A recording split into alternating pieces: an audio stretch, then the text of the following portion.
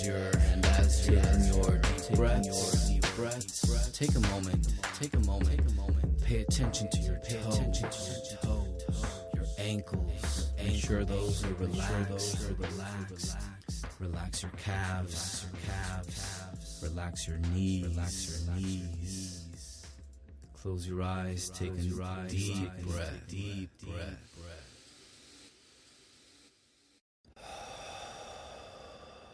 Focus on your hips. Feel how your hips are doing. Your lower back.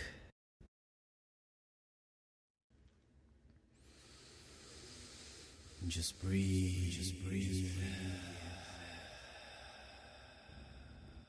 The best way to breathe is to breathe in for 5 seconds, breathe out for 8 seconds. And about a second in between to hold. So we breathe in.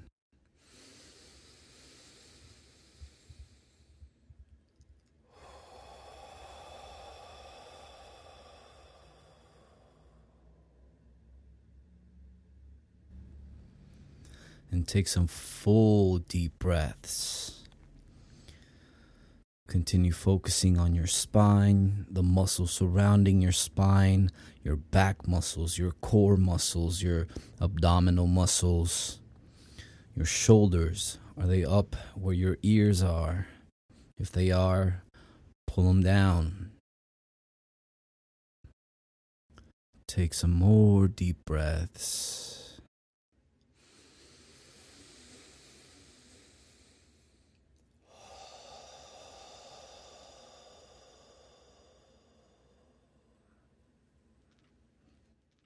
Bring the attention to your neck. See where the tension in your neck is. If you're a person that suffers from headaches, there's a high likelihood that a lot of those headaches are stemming from the neck. So it's good to mobilize it. Not necessarily cracking it, but just mobilizing your neck.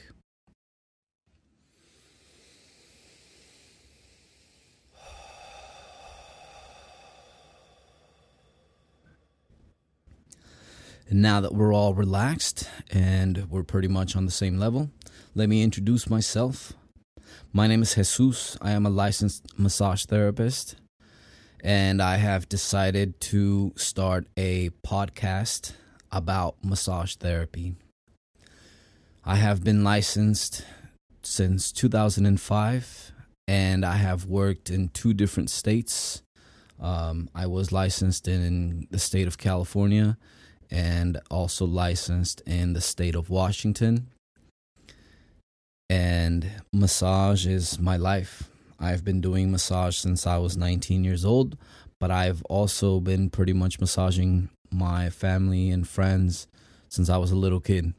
I was the little kid that, for instance, my brother would always come up to me and basically drop to the ground in front of me and just asked me to just start massaging him. And so I've always been, massage has always been a part of my life. When I was like 11 or 12, my mother suffered from frozen shoulder, and I didn't fix her, but I know that I would kind of place my hands on her shoulder and just relax her, and so I have that ability, and I went to school for it, and I've been doing it, my entire adult life. And as a matter of fact, when I became a licensed massage therapist is when I decided to become an adult, because it was a new phase in my life, and massage therapy has exposed me to a lot of wonderful things. And so I love and respect this industry. In this podcast, I want to focus on all the cool stories about massage therapy And, I wasn't sure how to go about this. I wasn't sure I don't know what I'm doing. Basically, I'm just going to sit here and talk about what I've been doing for the last 15 years as it pertains to massage therapy. And in not being sure where to start with this, because I pretty much want to go everywhere with this conversation and future conversations with other licensed therapists. I want to talk about everything, but I got to start somewhere, which is why we started with some breathing exercises and some relaxation exercises, and hopefully you weren't driving at the time and you're safe about it. You can, if it worked, you can replay that portion later on. And so I wasn't sure where to start. I'm not sure what I'm doing. I don't know where I'm going with this. All I know is that I know the ins and outs of massage therapy as an industry. And I also know the human body. And I'm really good at kind of reading the physical posture, but also kind of reading that invisible energy, that vibe. And it's all due to just the exposure of massage therapy. So as I mentioned, I've been licensed since 2005, October of 2005, I think. And so I've been doing this for a while. I've been doing this, like I mentioned, most of my adult life, if not my whole entire adult life. I have other things going on, other things that I do, but massage therapy is my day job, and I have been able to turn it into a small business that I operate out of, and massage is just my life. I had a period of time when I was licensed in California. I lived in LA for a while, and I didn't want to massage in Southern California. I don't know why. And so when I went to California, I was basically teaching massage therapy in LA, in Los Angeles. And that was cool. For about 6 years, I taught people from the age of 17 to the age of about 50 plus. And everybody pretty much acts the same. A lot of the younger people act very mature. A lot of the older people act really immature. And that was a huge lesson for me in that. Another awesome lesson that I learned from teaching massage was that you don't have to know how to do massage to pretty much give a good massage. Now, I've known this for a while. I've known this for a long time. And I think I learned firsthand because I don't know what I'm doing, but I'm good at it. And so I remember getting students who just had really good touch. Like when they touch you, you're just, oh man, don't take your hands off of me. And I took a really good lesson from that in that it's all about what you're trying to do. And so I would tell my students, massage therapy, like anything in life, is 99% intention and 1% skill. So it doesn't matter what you want to do. If your intent is to be good at it, even if you don't know what you're doing, more than likely you will become an expert. And it takes but time to become an expert. If you really want to do something, go out there and do it. Have good intent and make sure that your intent is always intact. keep your intent intact, because I find that it's important. Why do something if you have no intention of doing anything with it? And so you might as well try to be the best at whatever you're doing. Be the best. And so I always had kind of messages like that for my students, and just kind of letting them know, like, a lot of people that I was teaching came from a lot of shitty places. And me kind of telling them that helped, in the sense that, everybody needs some sort of direction. A lot of people don't know what they're doing. By that I mean just life itself. And so I really liked that. I really liked becoming a positive image for a lot of people, and it was awesome. And one thing that I know for sure is that I'm fair. I don't really favor anybody or anything. I'm very fair with everything. And so obviously when I encourage good behavior, so anyway, teaching massage therapy for 6 years was one of the biggest lessons in my life. The other huge lesson that I got from that is I cannot be away from touching people. Even if I went to Southern California with the intent of not massaging anybody, I still ended up massaging people. I still ended up having like one or two private clients that were referred to me by friends or something like that. So I never really stayed away from the hands-on portion of it, but I did stay away from being employed as a hands-on massage therapist. And so I kind of got tired of that. I got tired of LA, and so I moved out of there. And once I moved out of there and became certified again in a different state, then I decided to get back into the field, so to speak. And the other lesson was that I love it. I love kind of turning it into an investigation. I'm looking for what is causing the pain or discomfort or anything like that. And I love doing a good job. And so I do want to start this show with saying I don't know where to start this show. And so I figured the only thing I could do is probably talk about how do you get a massage.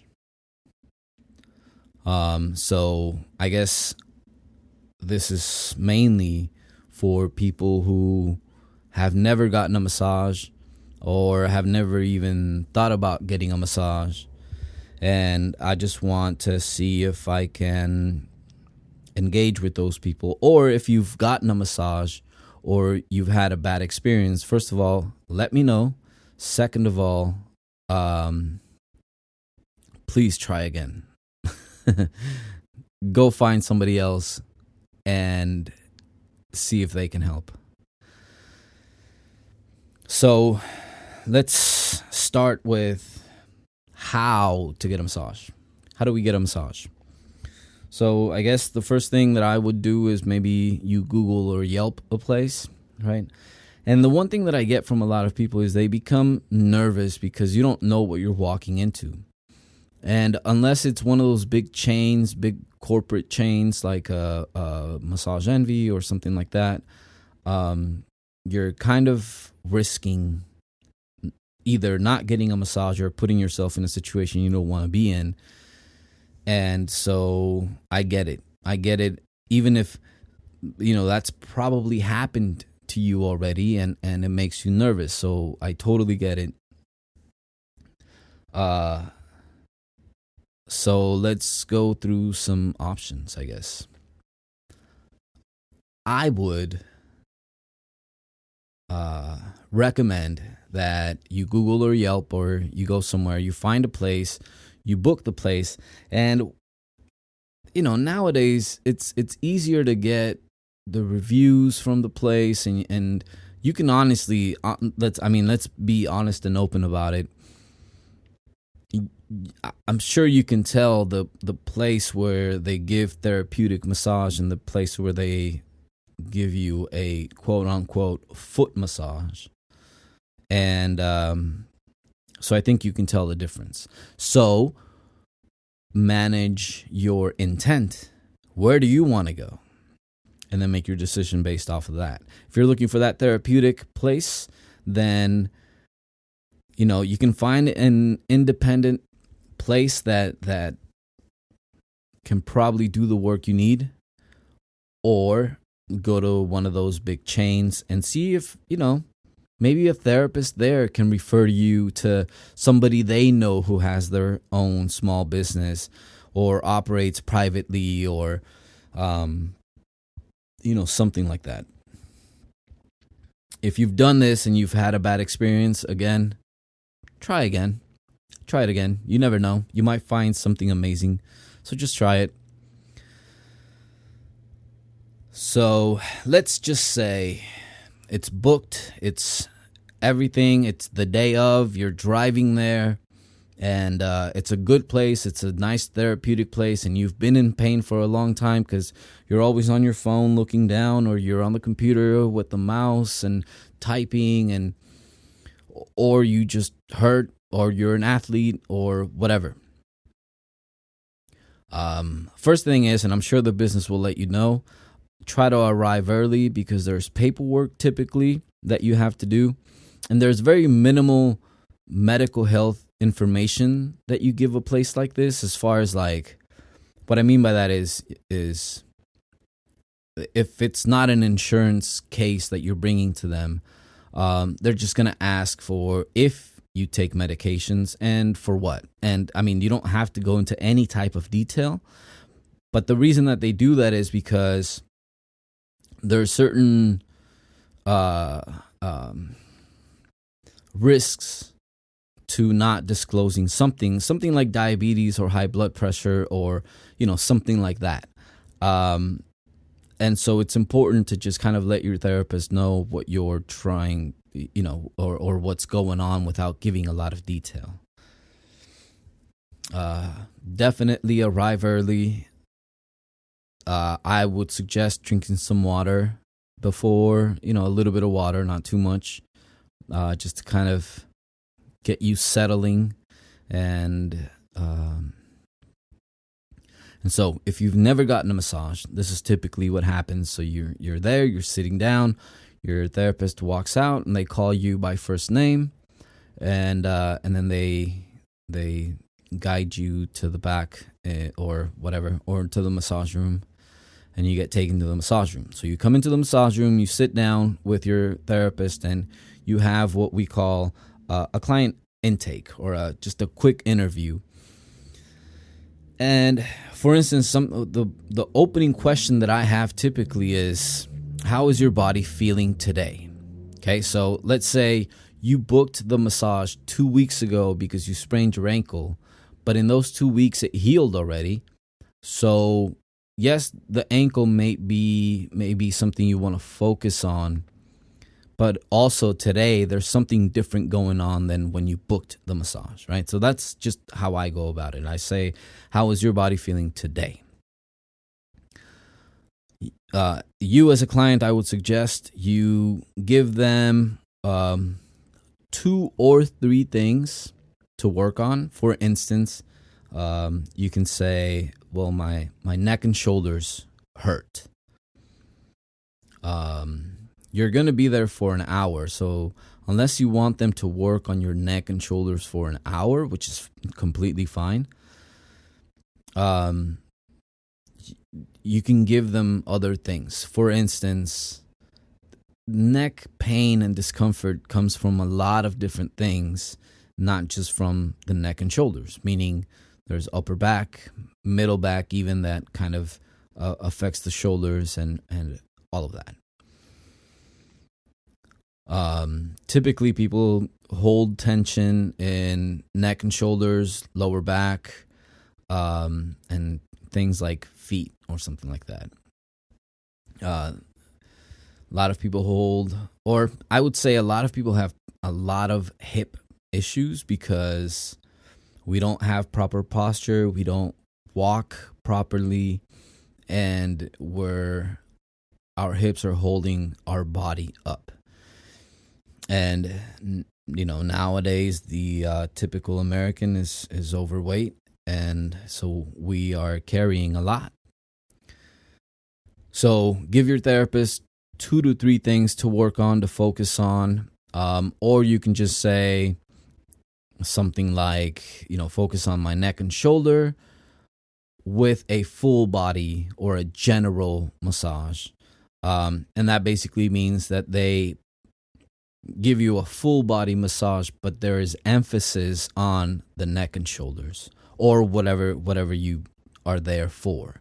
Leg issues, lower back, hands for people who type or for people who massage or anything like that, construction workers, So start with the number one thing you're there for, and then with the next thing that hurts, and then if you're curious about anything else, you can go ahead with that.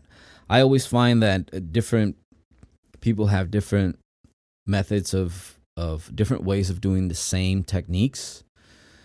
So I always try to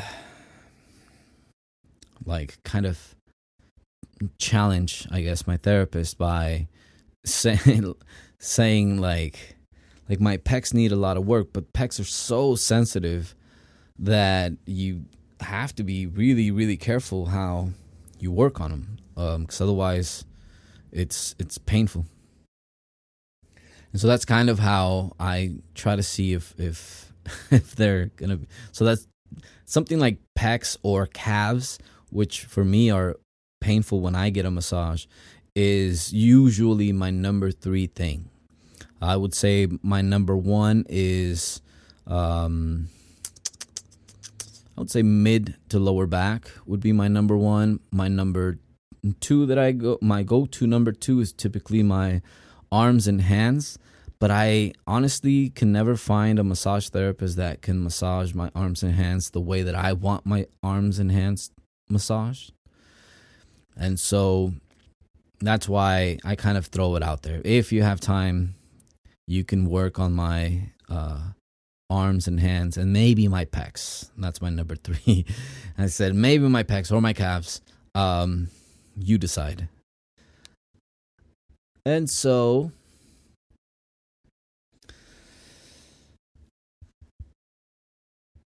after that, your therapist will likely instruct you to either get fully undressed, or what I like to say is dress down to your comfort level. And your therapist will then instruct you to either get in the table in between the sheets. So it doesn't matter where you're going. You should never, ever, ever lay on the table like on top of everything. You should never take off your clothes and just throw yourself onto the table. Okay? There should always be something covering you, always. So if your therapist doesn't say get in between the sheets, do not assume that they mean just get naked and then jump on the table, because there's a likelihood that they don't mean that. Okay, so you get undressed to your comfort level, meaning if you want to leave underwear on and bra, if you want to leave that on, that's fine. If you want to leave your socks on, that's fine. Or if you want to take everything off, that's fine. But always be sure that you're covered.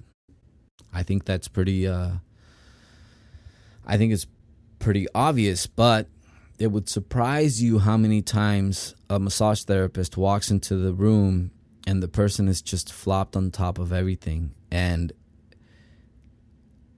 I kind of stand there with egg on my face going like, I wasn't obvious about that, you know. Um, so anyway, so dress down to your comfort level, and you get in between the sheets. If you went to one of those places where they don't have sheets, they probably have towels or something. I don't know, but I mean, cover yourself. So you get in between the sheets, and your therapist instructs you whether to start face up or face down. And then your massage can start.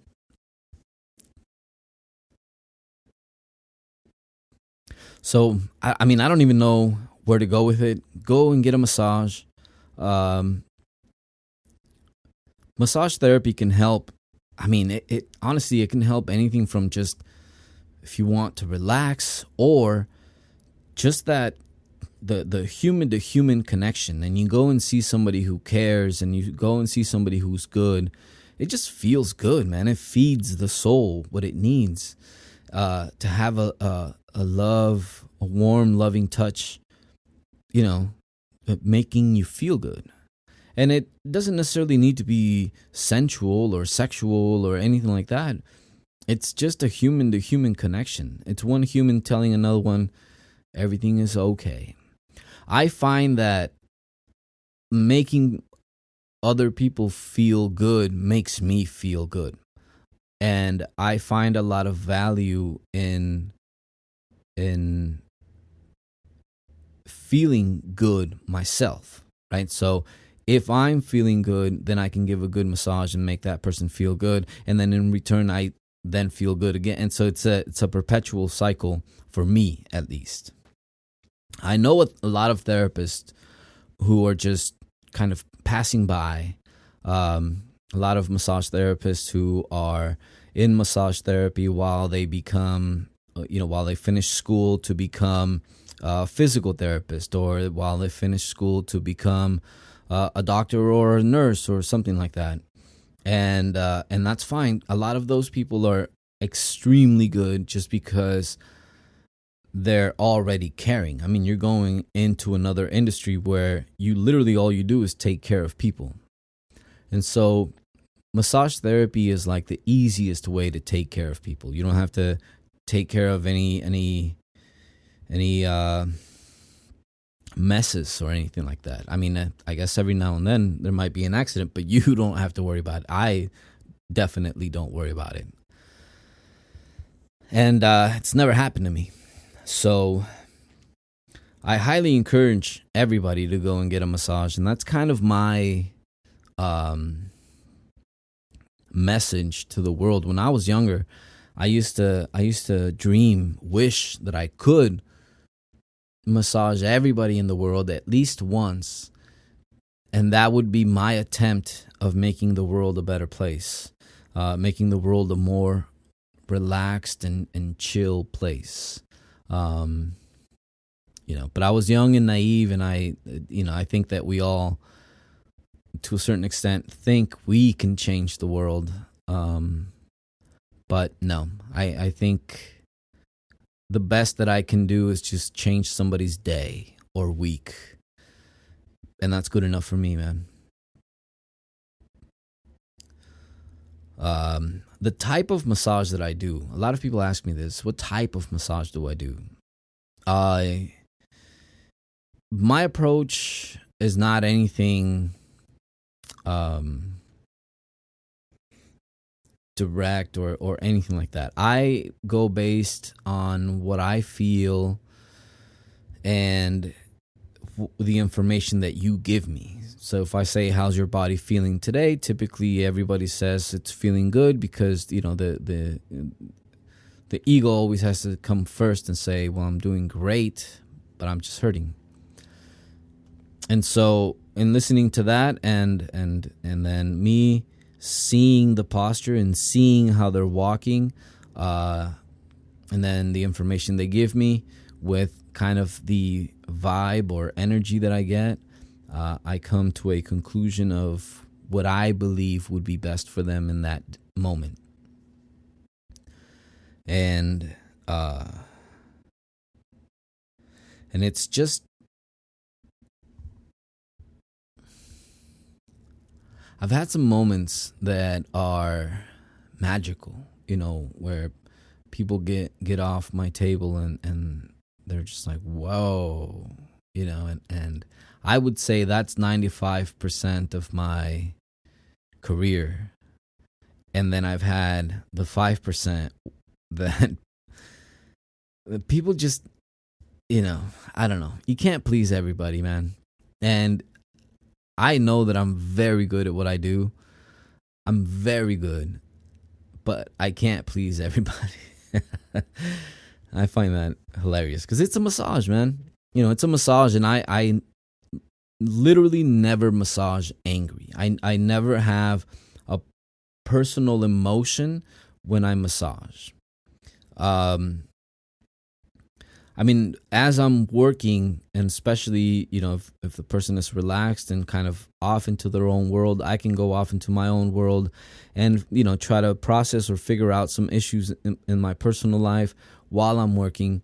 But I never think about anything that's going to make me upset or anything like that. And then for that to get transferred to the client. But it has happened to me where literally after massaging somebody, I'm just pissed off. I'm just pissed off. And then the person came in pissed off, and then they're leaving happy. And I mean, we call it, the transference of that energy. I don't know if it's real or not, but I know that I've felt it. And when they leave, I'm just like, you selfish fucker. That's what it is, man. And I mean, it's fine. That's why you go to one of those places, to basically dump all the shit that's been bothering you, whether it's emotional distress or it's physical pain and discomfort. You just got to go, dump it somewhere. And so as a therapist, we have to kind of take care of ourselves too, not being a sponge necessarily, but more so being, something else, not a sponge. So that's important. The hands-on approach, it's about intent and what the therapist wants to do. And I mean, you can always, I also encourage you, when you're getting the intake done and you're getting, you're sharing with your client, you're sharing with your therapist what's going on with your body, you can also set the intent. By that, I mean, you can always say, my left shoulder hurts and my right hip, with my lower back, but I just want to relax. You're setting the intent. You're telling your therapist your 1, 2, 3 places to focus on, and you're setting the intent. I want to relax. And it's important to do that because you as a client, if you get a therapist that is talkative, and I'm sure you've gotten them, right? Have you gotten them? Raise your hands. Raise your hands. You've gotten them, right? And so if you set the intent from the get-go and then they come in and you're nice and quiet because you want to relax, it's less likely for them to just start talking at you if you've already set that intent. It may be awkward, but if it happens where you set or you don't set the intent of relaxing and wanting it to be nice and quiet, and your therapist just starts talking, if you're honestly bothered and not enjoying your massage because of that, and also they are not necessarily focusing because they're more focused on the conversation, honestly, you have the freedom, and I highly encourage you to just ask them. Take a nice deep breath. All right, I'm going to relax and I'm going to disconnect. So sorry if I ignore you.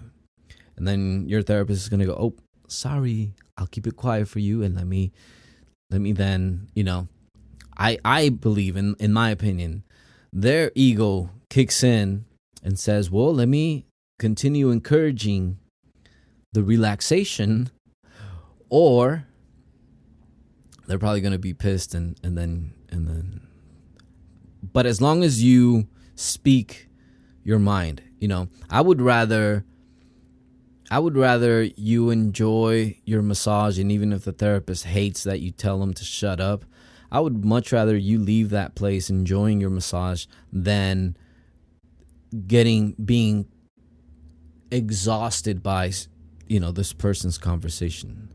So definitely speak up.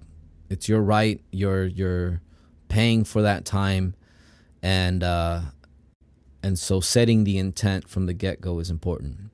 If the intent is something else, like you want to stretch, or right after the massage you're going to go work out, and you don't want to necessarily be groggy or slow after the massage, then also, you can suggest something like a sports massage type of approach, where it's a little more fast-paced and it's a little more focused on stretching and mobilizing the body.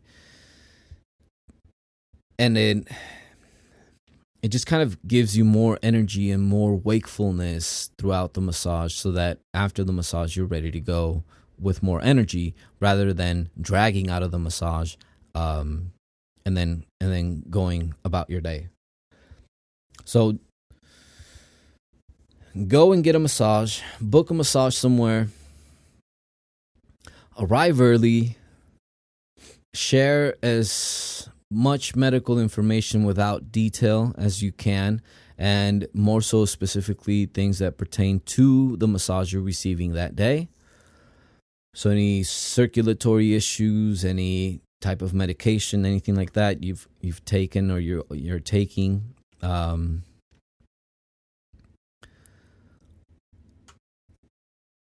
and in the intake, give your therapist at least 2 to 3 things to work on for your massage session for that day.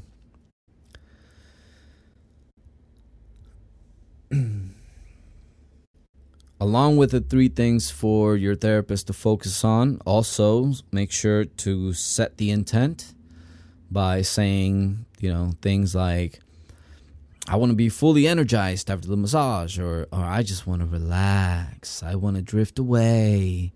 I come here to, I want to dissolve into the table, or I just want to melt, and whatever the intent may be.